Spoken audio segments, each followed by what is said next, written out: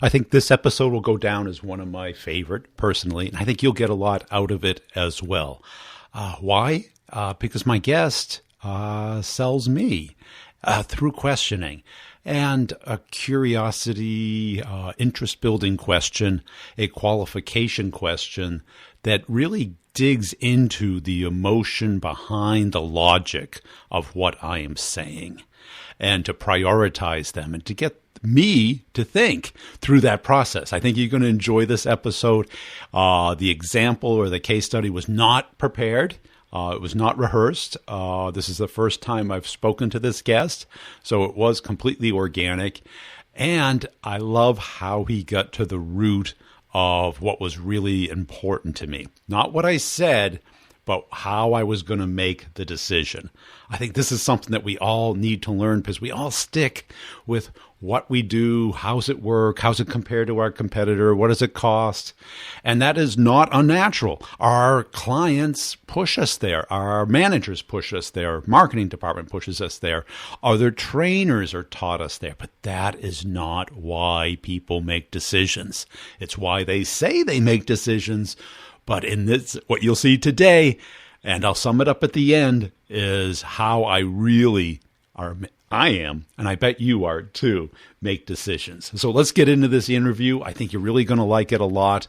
I didn't know how to call this or how to title it because the person, he calls it a pitch, but it's really the sales process, not as far as the steps so much as what you need to do to get into the head of your client, to understand both strategy and tactics.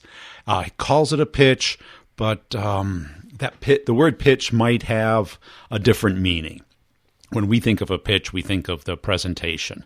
And it's not so much the presentation, but the strategy to connect with the person and get to the real issue of what they want and why they will buy. So let's get into the interview. Before we do, make sure you're checking out Co-Video. Video email is the way to cut through today. This has been the year of video for me. My following on LinkedIn and YouTube is exploding. Check out Brian Burns Sales on YouTube. I put all my videos up there, and Brian G. Burns on LinkedIn. But check out Co-Video and Pipedrive. Pipedrive with the coupon code Brutal Truth gets you 60 days free access to it. It's my CRM. Even if you're using a CRM at work, you need a personal one. One to keep track of your deals the way you view the deals, the way you look at the world, so that you can act and behave like a salespreneur and crush your number. Here we go with the interview. Hey, Hamish, thanks for joining us today as a way of getting started. Tell us a little bit about yourself. I'm a pitch consultant now. So what that means is, put quite simply, I help my clients win business. So how I got into this situation is I did accounting at university. I was in banking for a number of years and woke up one morning and thought, do I want to be a banker for the rest of my life? I thought maybe not. And I found a company called Rogan back in the day, and this was back in the late 90s. And what they were famous back then for helping Sydney win the Olympic Games. So even though I joined that company after they'd won the Olympic Games, I'd like to think I'm single-handedly responsible for the Olympic Games. You take credit for that. Huh? Yeah, why not? But no, so that's where I learnt the art of pitching and what presentation skills training is all about, and analysing and assessing behaviour. And this was all in Australia. You can probably detect my accent. I moved over to London to help them grow their practice in London. I then got transferred to Canada and worked on a mega multi-billion-dollar pitch with a consortium of Accenture, American Express, Concur, and Bell Canada, which was successful, and then ended up getting a contract with American Express. We did some fantastic work with American Express where we tripled their sales productivity, and it was sort of during that process that I established my own brand and developed my own company and wrote a book on pitching. And here I am today now with my business, Mackenzie Pitch Partners. Cool. And what do you see people doing wrong? Look, I think it starts first of all with what people actually define as a pitch. I ask the question quite often when I do keynote addresses, and I'll say, what's your definition, or how would you define a pitch? Because I think a lot of people will behave in terms of what they think. So a lot of people actually think a pitch sometimes is the actual PowerPoint deck. They'll actually pick it up and say, here's my pitch. A lot of people will think a pitch is a presentation, and these are sort of components of it. We define pitch as the effort that goes into winning a specific piece of business. Okay. So, if I'm working on a pitch to so-and-so, it could be 6 months in the journey, depending on what your sales cycle is, or it could be, if you're reacting to a pitch, meaning responding to an RFP, then that falls on your lap. Then that pitch really is over that month period in terms of, the time frame of the RFP. But, I would strongly recommend, if you can not avoid RFPs, is avoid it and go into a proactive pitch. And that is where you specifically identify a target. You make that target aware of the fact that you want to do business with them, and then design a plan in terms of how you prepare to pitch to win them, to win a specific piece of business from them. So cool. I think that's where it starts, Brian, is, people don't really understand, what pitching really is. Yeah. I think people, get the slide deck from marketing, and they feel obligated to show every slide, and they think of it as kind of a single direction towards people, and about an hour long, and it doesn't really connect with people. I mean, and if you think about it, like you're absolutely right. And you ask people, how do you go about your pitch preparation? And pretty much, let's get the last PowerPoint deck that I used, dust it off, change a few names and logos and things, and away you go. Whereas, what I say is, well, the first thing that you need to do is understand who you're pitching to. I mean, individuals make decisions, not companies. So, you've got to try and, that's the whole art of sales, is you've got to try and get inside that decision maker's head. And it starts to get more complex where there's more than one decision maker. So you've got to work out who are the main decision makers and what percentage of influence they have, and not only understand, and you've got to think way beyond an RFP, and you've got to think way beyond even what the decision makers say sometimes, because as JP Morgan says, people buy things for two reasons, the right reason and the real reason. So there's rational and emotional. So the pitching all of a sudden starts to become, there's an art and a science to it. I think there is a lot of companies that have the science down, but I don't know that they really understand the art involved in terms of the psychology, in terms of really understanding the psychology behind buying decisions. That's it, because the more I learn, the more I see, I don't know if you've heard the term outward mindset, is the ability to think outside of your own need, wants, desires, and kind of to build empathy. Because until you have that mindset, you're not curious about what they care about. People will read their website, their 10K, and I never read a single one, a single 10K. Because I don't think the people inside the company know those things. I think they all have objectives, things that they care about. I ran an interesting experiment, and I did this with a group at American Express. So I developed a pitch scenario. Okay, so there was a pitch scenario, and I divided the groups into three groups. Now, group one had like the annual report, had all the 10K, had every information you could possibly understand about the company. Okay, that was group one. Group two didn't have any information about the company, but I gave them what I call a thank you email. And the thank you email said, dear client, we really appreciate meeting with you last week. We understand your overall priority at the moment is such and such, and the specific needs that you need are A, B, and C. So it was just a single piece of paper, but it was about the needs of the specific individual, right? So they had that. Then group three had all the literature, all the 10K and all the annual report and all of that stuff, plus they had the email, okay? So I had those three groups, and then I went and sort of coached them all how to prepare and everything. Have a guess, Brian, which group actually won the pitch? I would say the ones that wrote the note. Yeah, absolutely. So group two, where they just had the single piece of paper that just tackled the individual's decision maker needs. And, the other teams that had all the information pretty much went through their standard approach. It was a very standard approach, whereas just through that single piece of paper that identified the needs, that team were really able to craft a customized message and a customized pitch for the individual. So what is the journey you take your clients through? So the journey I take them through is a process, and first of all, I'm glad that you said journey, because if we think about going back to the definition of pitch again, is the effort that goes into winning a specific piece of business. Okay, so I start today, and my pitch, or my presentation, if you like it, to confirm the pitch, is in a month's time. So that means you've got a number of things to do. And as William Edwards Deming says, if you can't describe what you do as a process, then you don't know what you're doing. Yeah. So the process that we operate to has 3 phases, and each phase has 3 steps. And the 3 phases are strategy, story, presentation. So strategy is, first of all, working out why you're going to be successful. So why am I actually going to win this pitch? And in order to do that, that's where you've got to analyze the audience, the decision makers. So, work out you get an organizational structure of the decision-making process, and put down what's my relationship with these individuals, what percentage of influence do I think this individual has. You go through each of their rational and emotional needs, and I do a deep dive on the individual if I think they've got greater than 20% influence.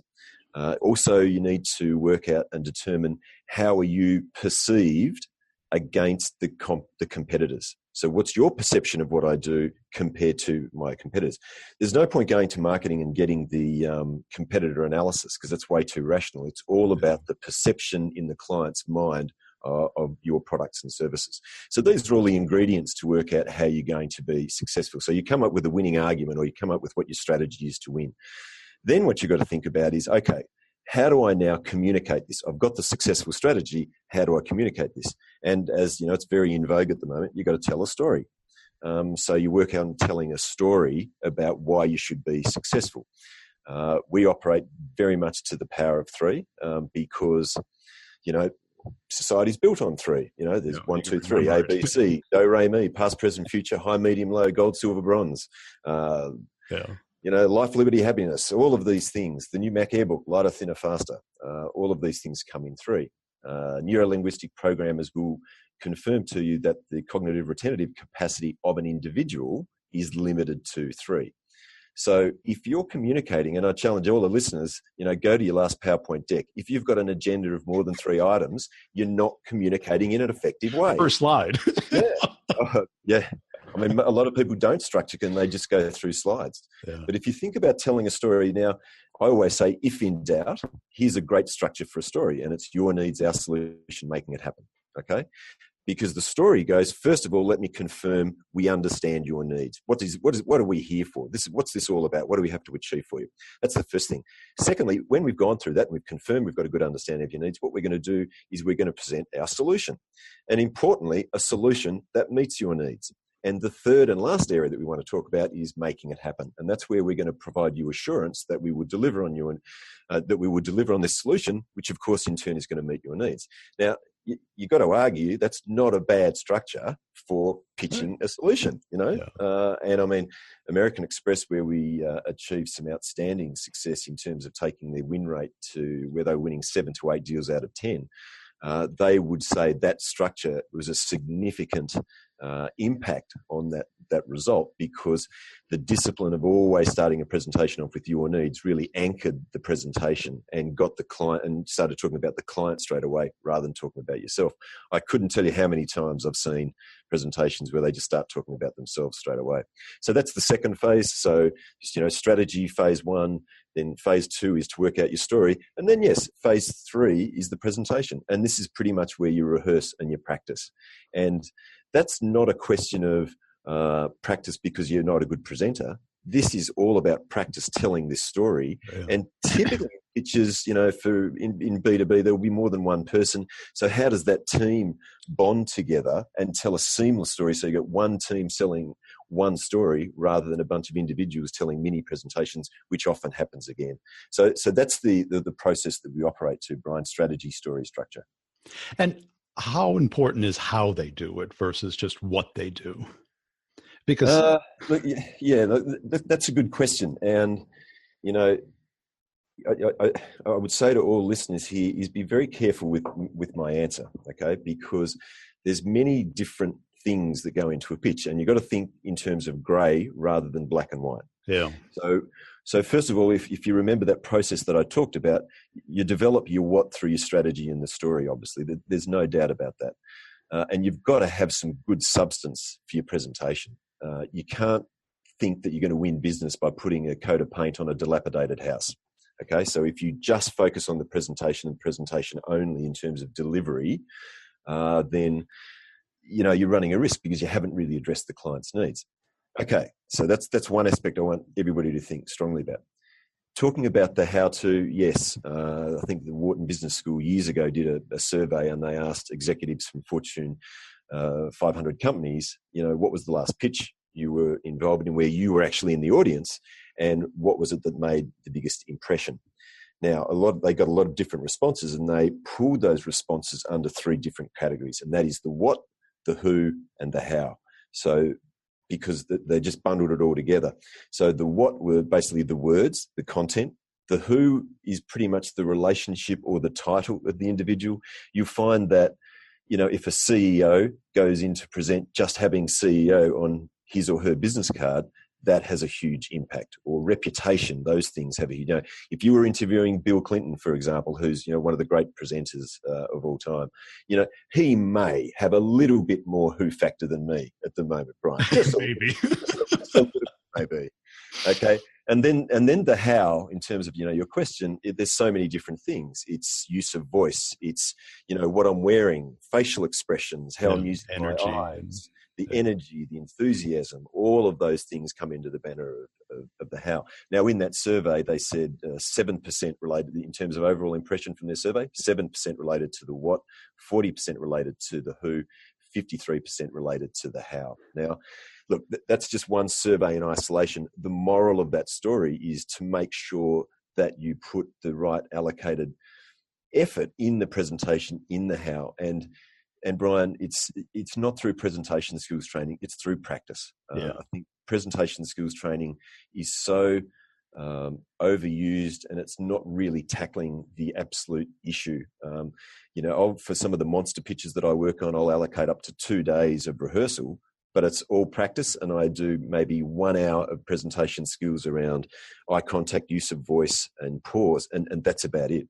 And the more they practice, the more the how really comes into vogue, because they're getting more comfortable. And in terms to bring the how out too, in your rehearsal process, you need to first of all get comfortable with content. And when I've got comfortable with content, when I'm about 80% comfortable with content, that's when you start worrying about delivery. And I'll be pretty brutal in rehearsals too with my clients, because if they start bringing up delivery issues in a first or a second rehearsal, I'll say, let's just park that. Let's not worry about that at all. Let's just get the story straight and work out that the story is persuasive, has got the right order and flow, and is the right evidence. And then when we've got that, then we'll go through some of the choreographing, work out where we're going to be sitting and how you coordinate and link it all up so you get that seamless impression. Does that make sense? Yeah, it does. And the people who are really good at it, are they the ones that can really grab the emotion? Like you brought up Bill Clinton. I think he's clearly one of those people that can connect. I met him. Oh, did you? Good. By accident. Okay. I was on a bike ride, and I stopped at this place, and him and a bunch of people were having brunch in Georgetown. Yeah. And what was unique about him is he came over and shook everyone's hand. Yeah. Yeah. And his wife went right into the limo. So he had this natural desire to connect with people. Yeah. I mean, look, you said it there, and it's natural.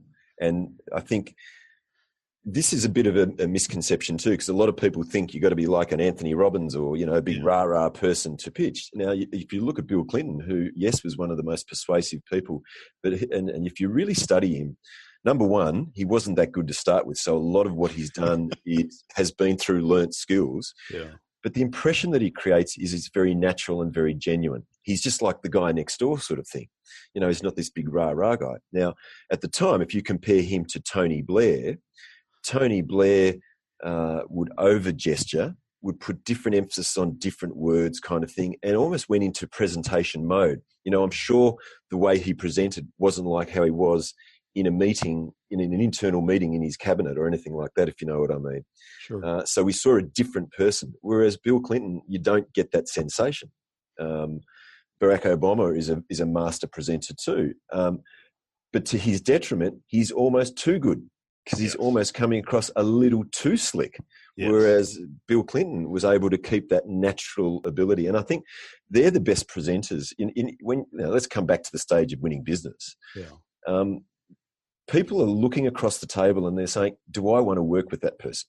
Right. So if you've got someone who's over the top or, puts on this big presenter mode, it's too much. And conversely too, if you've got someone who goes into monotone and, you're asleep in the first 30 seconds, that ain't going to cut it either. So, be natural. And I say to people, how would you be in a meeting when you're just being yourself? Yeah. Why don't you be that person? Because that's really who they're buying.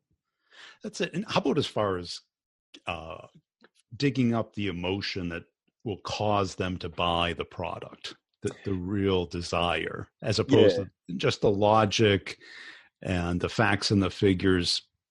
Because, people do buy emotionally and there is a personal win, but that sometimes you can't overtly present that. You have to. So let's do an exercise, Brian.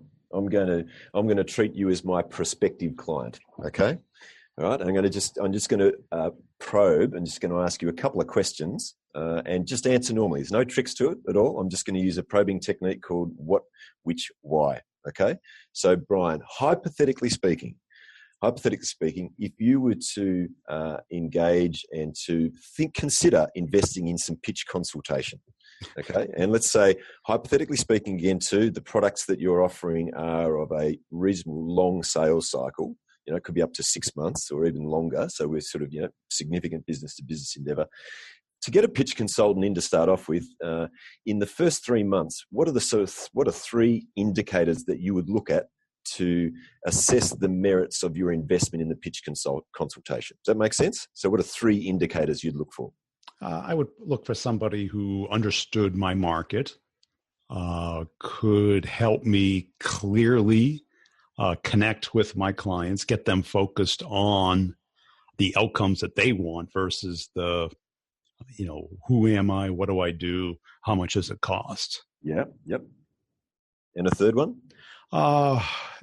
Just somebody I could communicate with, that when I say something that it makes sense to them, and when they say something, I understand. Could I say good rapport? Yes. Okay, so good. So out of those 3, so that's the first question. Second question is, out of those 3, and the 3 are, you'd need me to make sure that I understood your market and understood the business that you're in. Secondly, you'd have to make sure that I was client focused, that I helped you get more focused on the client. And thirdly, you'd have to make sure that there was good rapport between us, kind of thing. Yeah. Hypothetically speaking, if I could only prove to you that one of those things were there, which one would you choose? It would probably get more client focused. More client focused. Okay, get more client focused. Brian, so here's the third question, which is the why question. And this is what it's all about. About, why is that the outcome and why you chose that again over the other 2? Because that's what I'm trying to achieve.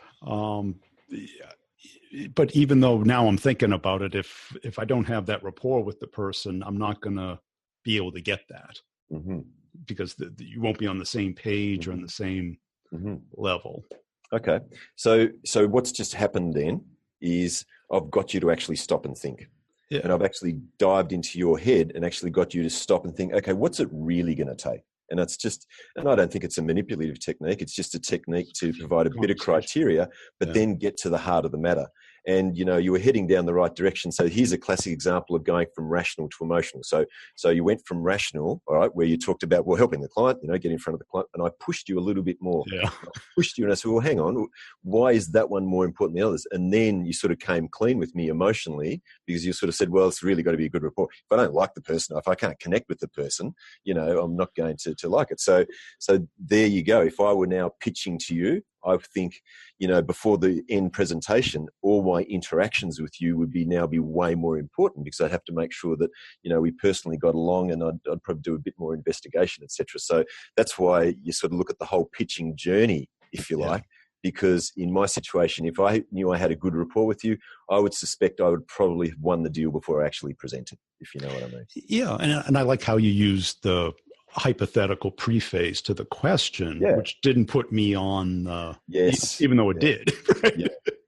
I think, I was just having breakfast with someone. He said one of the things that you do is you've got some good terminology that you use. So, hypothetically speaking, will make feel people a lot more comfortable, kind of thing. Yeah. Another good technique is in a sales situation, again, in the pitch journey. And if someone says, "Oh, well, I'd need to see this, I'd need to see that," I might say, "Well, let me share a perspective with you."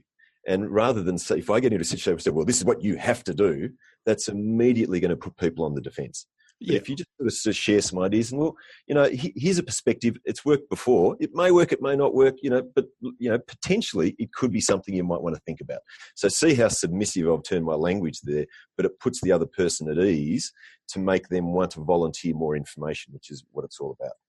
And I think that's very helpful because most people would present a case study or a story as the model. Yes, exactly. Instead of just one alternative. Yeah, absolutely right. And that's where people get too enamored with credentials and case studies. Look, case studies are very, very important, but case studies are only good if you make them relative to the person you're talking about. And that's where structure comes into it. If I'm presenting a case study, situation, solution, outcome is a great mini structure for a case study. Situation being the most important thing because that's where you draw the relevance. Let me talk about ABC because there was a similar situation to your situation there. So this is what we did to solve their situation, and here was the outcome. And that's it. You brought up NLP, and in NLP they have the mismatchers. Okay. Right. The people that no matter what you say, they say the opposite. Yes. So there's always going to be one in the room, right? Oh, absolutely. And sometimes, Brian, you have to, and this is again part of your strategy and your audience analysis.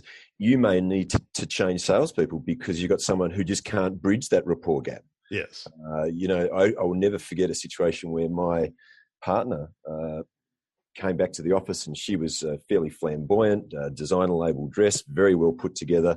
She just met with someone in banking who was stock standard, not an expensive suit, by the book sort of person. She came in and she was a great salesperson, but she came in and said, "Okay, Tim, you're on that file. There is no way that person is buying anything from me." Yep. Because that mismatch straight away. So that happens all the time. Mm-hmm. Hey, so tell us about your book. So my book is called Pitch, What You're Not Doing That Makes All the Difference. And I mean, I'll say that's another important thing in pitching too. If you don't tell me why I should be listening, I will make my own assumptions. So I wrote the book with that theme to it because I want people to pick it up and go, all right, well, what am I not doing? So I've got them immediately looking through the lens I want them to look at. And it basically describes in a lot more detail the strategy, story, presentation, just in a bit more of a fun way. So it's a standard operating procedure for pitch preparation, but just written with a lot of anecdotes and a lot of stories and case studies of my research in terms of learning what works and what doesn't work. And what's the best modality to get it? Is it Kindle? Is it paperback, hardback, Audible? So it's all on an electronic copy, so you can get it through all of those means that you talked about. If anybody wants a hard copy, then look at our website. Look at Google Mackenzie Pitch Partners, find our website, and you can order it direct from there as well. And we'll send you however many copies that you want. If you see what he did by saying hypothetically, now what that did is it took the pressure off of me, the person being asked the questions, so that I could not own up to anything or commit to anything, but it turns the sales conversation into what it should be, is a free-flowing conversation to learn more and explore more about what the other person wants. Now, this is a good case because I didn't know those questions were going to be asked. I gave the logical thing that I wanted, the tangible, the measurable thing that I wanted was to connect with the people that were interested in my courses and to get them focused on the outcomes that they would get. But if I'm working with another person, what really matters is that they understand me, that when I say something, they know what that means. If I say 8, they know it's not a 9 or a 7. They know what an 8 is. Because I find that much more important, because otherwise I would feel frustrated trying to communicate out what I need and then get back an answer or a polished answer from them. And if I don't feel that connection, that rapport, that understanding, I don't think that it would be an effective relationship, an effective working, cooperation. And because when I gave him that answer, I was like, that's logically what I want, but I really want somebody who gets me, somebody who gets what I understand. And if you really listen to this, if we could apply this to the people that we are talking to use a word like hypothetical, it doesn't have to be hypothetical. It could be like for the sake of conversation, what would be the top three things? 3 is good. I like that because, if you say 1, the one thing is not going to be the one thing. It's probably going to be number 2 or number 3. And if you're not getting a kinesthetic, a personalized win back from them, you're not there yet. If they tell you miles per hour, that's not it. If they tell you color, you're getting closer. If they tell you about, how they would feel on a summer night driving the car around with the stars out, playing their favorite song, you're there. You're getting to what they really are looking to get out of this purchase, out of this connection. And too many of us, we stay at the logical level. We stay at the tangible, the total return on investment, which is all part of it. It's the justification of that decision. But once you get to the personal win, the personal feeling that they're trying to accomplish, then you know why they are looking for it. And the key is they may not know why. It is our job to get there. If you've ever seen on TV either an interrogator or a therapist using a questioning technique to peel back the onion, you notice the other person doesn't know why yet. That's why people go to therapy, is they don't know how to get to the real issue and how to resolve it. They're kind of protecting themselves. They're sitting in either depression or anxiety about the past or their future, and they need somebody to kind of guide them to that, somebody who understands those questioning skills. And that's what we have to do as salespeople. Now, I have a questioning course, and I'm throwing it in if you purchase either Start the Conversation or Closing the Complex Sale this month, and you do it by the end of the month. And what's great is you're going into the summer, a slower time where you can really make an investment in yourself. Take your game to the next level. Quit thinking that sales is just a knowing it. It's a doing it. And I was trying to bring that up in this interview because when you see people read the script, that's the knowing it. It's the doing it that matters. And we never get great at doing it. We become better and better, and some of us might reach greatness, but it is a practice. It is a talent, a skill. It's all learnable, but we have to do it. But we also have to know it first and know it at the right time. This is the difference between when we get, I'm sure you've heard the react, that's a great reminder. Well, I'm not saying you don't know it. You may not have it curated correctly, have it organized precisely. You probably do know it. But do you know it at the right time? Do you know it in the fog of war, when you're in front of the client, when you're stuck in no decision, when a deal is off the rails, when you've given a proposal that you know you shouldn't have? Sound familiar? That's when you need a strategy. That's when you need to understand the game that you're playing and how to play the game to win, how to beat your competition and get that return on your investment, which is your time. Your time is your most expensive. Your money is nothing because your money can't buy you time. It can only shorten the time to become great at it. That's what you have to do. You can spend 5 years on your own trying to figure this out, document it, and you'll figure it out. But if you're not making $500,000 a year in B2B sales, you're missing an opportunity, because you got to also think we're at a pivotal point in that the economy's never been this good before, and it's probably not going to last this way forever. Recessions do happen, and I've lived through a few of them. They're not pleasant. But what ends up happening is the C players get washed away, the B players get marginalized, but the A players always have opportunities. It's crazy. It's that top 1%. You got to get there, because that's where all the money is. That's where all the fun is. So go to B2B Revenue, pick a time to talk over the course, see which one's the right one for you.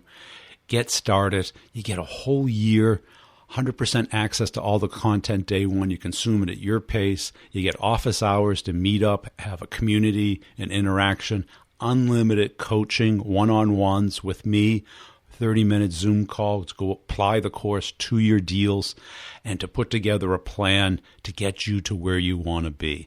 Analyze your game, learn the things that you need to do that are really going to make the difference in the shortest period of time possible to maximize your income. Also, make sure you check out me on LinkedIn, Brian G. Burns on LinkedIn. Just follow me there. Go to the YouTube channel, Brian Burns Sales on YouTube. Check out the other podcasts, Sales Questions, Brutally Honest Answers, and the B2B Revenue Leadership Show. That's it. We'll see you next time. Tell somebody about the podcast.